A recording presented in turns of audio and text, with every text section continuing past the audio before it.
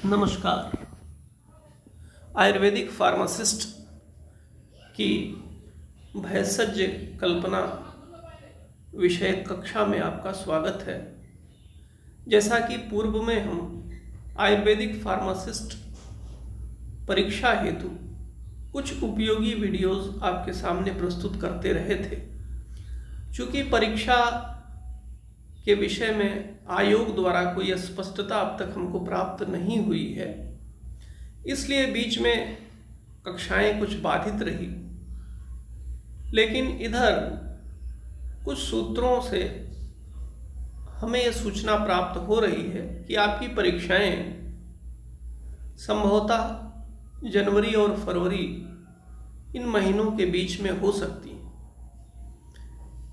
इसलिए हमने आपकी तैयारी को सुगम बनाने हेतु अपने पूर्व प्रयास को फिर से नियमित करने के लिए आज भेषज कल्पना विषय की यह वीडियो आपके सामने ला रहे हैं। चूँकि आपके पूरे कक्षा का यह केंद्रीय विषय है, इसलिए इसे प्रस्तुत करना बहुत अनिवार्य है।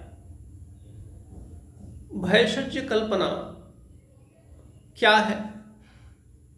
जैसे थोड़ा सा जो लोग संस्कृत शब्दावलियों से परिचित नहीं होंगे, उनके लिए ये कठिन शब्द पड़ेगा कि भेषज क्या है। तो हमारे यहाँ जो संस्कृत ग्रंथ हैं, उनमें जो डॉक्टर होता है, चिकित्सक होता है, उसको भेषज कहते हैं। तो जो भेषज कल्पना है, इसमें दो शब्द हैं, एक है भेषज और दूसरी है कल्पना। तो इसमें क्या देखते हैं भेषज में कि जो दवाएं हैं, जो औषधियां हैं और जो उसकी प्रक्रियाएं हैं, जैसे किसी औषधि को किस तरीके से इस्तेमाल करना है, कब इस्तेमाल करना है, तो ये जो कल्पना है ये कहलाती है भेषज कल्पना। अब देखिए, कल्पना शब्द का अर्थ क्या है।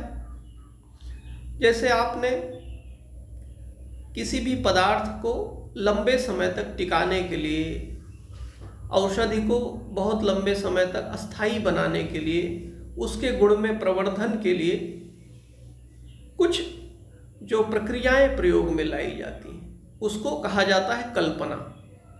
तो इस प्रकार से भेषज कल्पना के द्वारा ही क्या होता है, आयुर्वेदिक औषधियों का निर्माण और खुराक, यानी इस विषय के अंतर्गत हम कैसे दवाओं का निर्माण करेंगे और उसकी खुराक क्या क्या होगी। तो जैसा आप जानते हैं कि चूँकि आप आयुर्वेदिक फार्मासिस्ट की परीक्षा दे रहे हैं, जिसमें आपका काम क्या होगा, इस विषय को समझना कि किस दवा की कितनी खुराक होगी और इसका आधार ग्रंथ क्या है, औषधियाँ कैसे बनती हैं। तो इसलिए ये समझ करके चलिए कि जो भेषज कल्पना विषय है ये आपकी परीक्षा के लिए तो उपयोगी है ही है, साथ साथ आपके विषय की जो स्पष्टता है उसके लिए भी इसका अध्ययन आवश्यक है।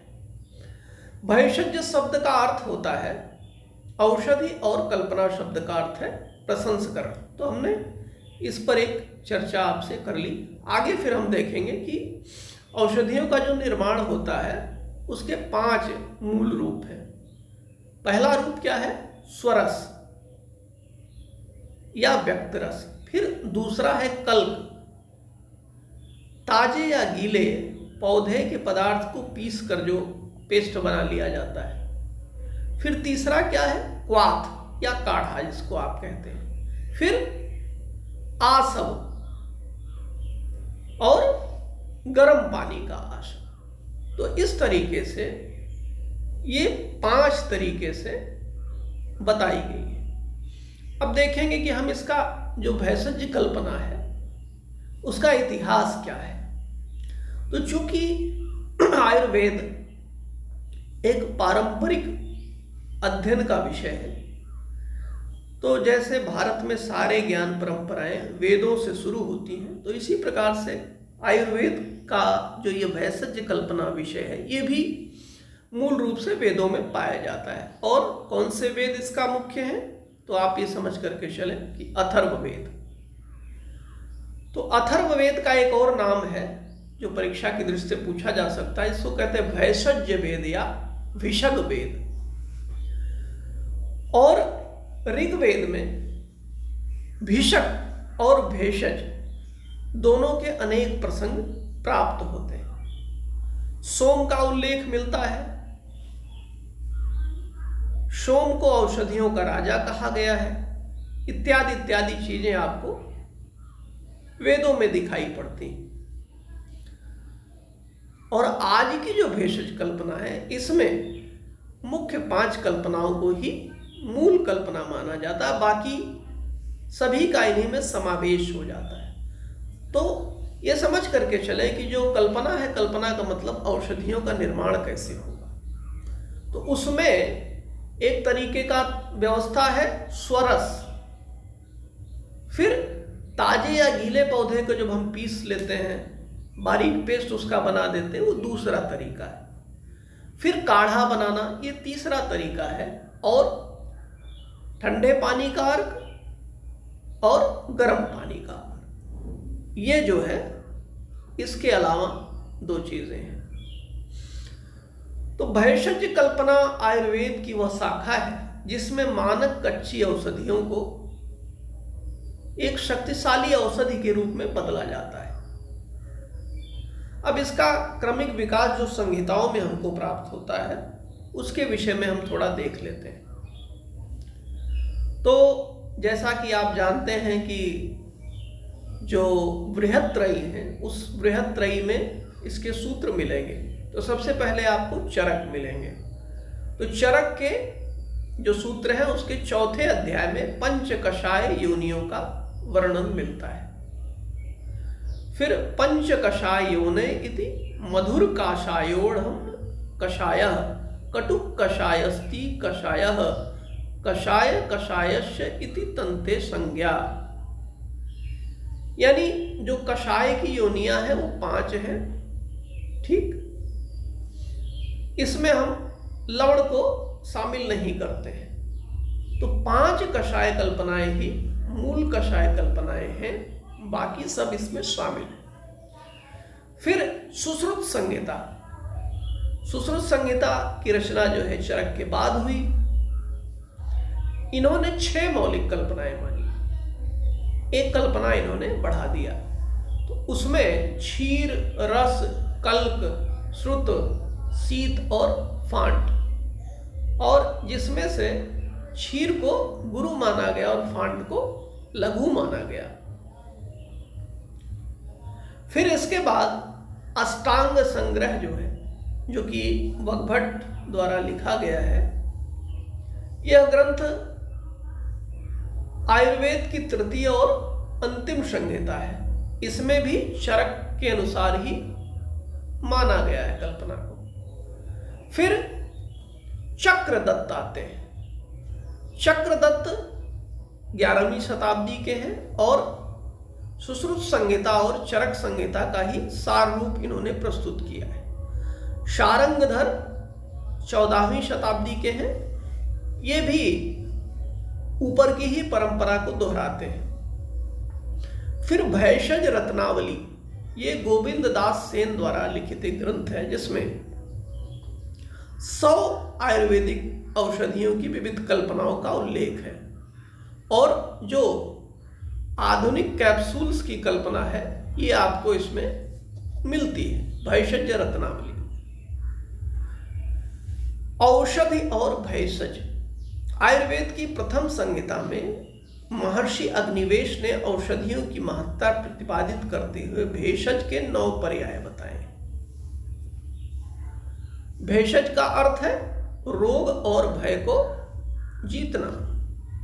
रोग का भय किससे दूर होता है? औषधियों से दूर होता है। अतः भेषज का अर्थ है औषध। रोग भयम जायते इति भेषजम।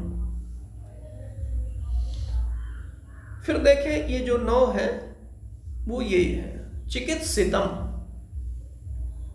व्याधिहरम, पश्यम, साधनम, प्रायश्चितम, प्रशमनम, औषधम, प्रकृत स्थापनम, हितम।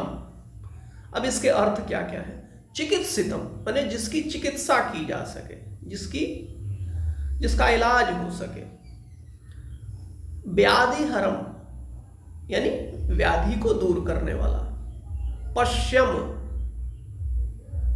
ये पश्यम नहीं है बल्कि पथ्यम है, पथ्य है।